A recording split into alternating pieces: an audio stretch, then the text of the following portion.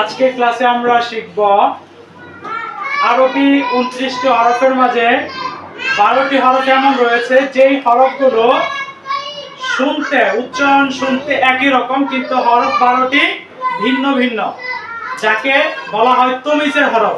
তমিজের হরফ 12টি।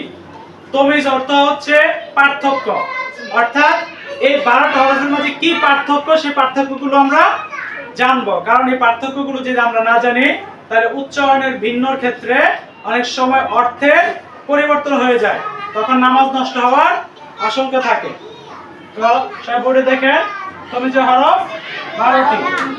ত মি জের হরফ 12টি। ত তা জ দাল صاد سين حا ها قاف جيم جيم زا قاف কাফ। এই হচ্ছে 12টি হরফ, এগুলোকে বলা হয় তমিজের হরফ। চলেন দেখা যাক যে একটা একটা হরফের মধ্যে কি পার্থক্য। আমার সাথে উচ্চারণ করেন। ত ত উচ্চারণ করার সময় মুখের ভিতর থেকে মোটা আওয়াজ হবে ত, আর তা উচ্চারণ করে পাতলা হবে তা।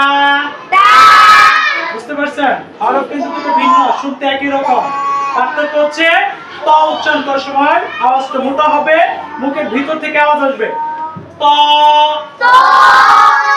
তা জ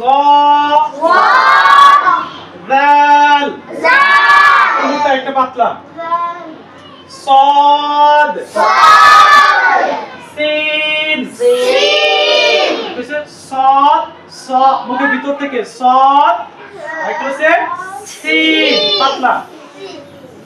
হা হা উচ্চারণের সময় বাতাস বের হবে, শ্বাস আওয়াজ হবে হা। আর এটা হচ্ছে হা। জিম সা কফ কাফ। পার্থক্যগুলো বুঝছেন? এগুলো হচ্ছে তমিজের হরফ। এই তমিজের পার্থক্যগুলো বুঝতে হবে, তা না হলে নামাজ নষ্ট হওয়ার আশঙ্কা থাকবে।